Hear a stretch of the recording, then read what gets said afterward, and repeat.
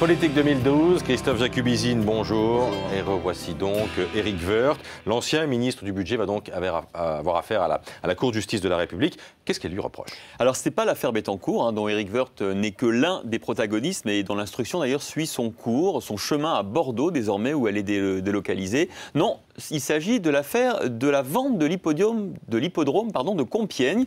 Alors, l'ancien ministre du Budget a vendu un morceau de la forêt de Compiègne, et son hippodrome et son golf d'ailleurs, à la Société des courses de Compiègne, une semaine avant de quitter Bercy.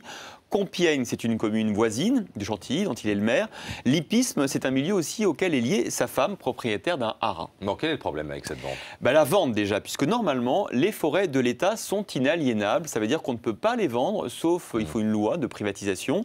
La procédure ensuite, une procédure de gré à gré, sans mise en concurrence, une vente à l'occupant et actuel locataire des lieux. Le prix, enfin, 2,5 millions d'euros pour 57 hectares de forêt, d'installations hippiques, de golf, à quelques dizaines de mètres d'un château. Qu'est-ce que répond Éric Woerth à tout ça? Alors d'abord, il explique, comme vous pouvez le voir ces images, qu'il s'agit d'un terrain en gazon et non d'une forêt.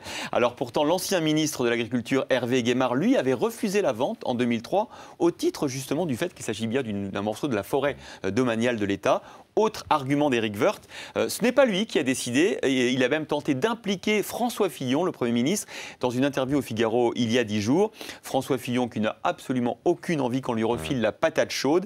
Matignon a bien confirmé l'existence d'une réunion le 12 janvier entre conseillers techniques, mais, dit Matignon, seuls les deux ministères de l'Agriculture et du Budget sont tombés d'accord. D'ailleurs, Matignon précise, ça c'est intéressant, qu'il n'y a aucune trace écrite de cette réunion, aucun bleu, comme on dit en général, quand Matignon approuve une décision. On l'écrit sur du papier bleu et on appelle ça les bleus de Matignon, ça vaut arbitrage. Qu'est-ce qu'il risque, Éric Woerth? Alors, en théorie, jusqu'à 5 ans de prison et 750 000 euros d'amende, mais rien n'est fait, puisque la commission d'instruction de la Cour de justice va devoir prouver la prise illégale d'intérêt. Ça veut dire, Christophe, qu'on ne va pas devoir prouver ni le fait que la vente était légale ou pas, ni le fait que le prix était trop bas, mais simplement le fait, c'est beaucoup plus compliqué, qu'Éric Woerth a bénéficié d'une contrepartie financière ou matériel, un chef d'accusation vraiment difficile à établir et qui rassurait d'ailleurs hier soir l'avocat d'Éric Woerth.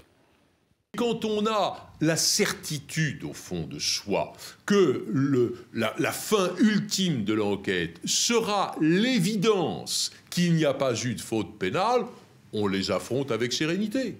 Donc de la sérénité, au fond, ce qu'il y a de plus gênant dans tout ça, Christophe, c'est le fait qu'Éric Woerth va sûrement être entendu comme témoin ou mis en examen, et surtout que la procédure devant la Cour de justice va être interminable, probablement plusieurs années, une longue traversée du désert pour l'ancien ministre.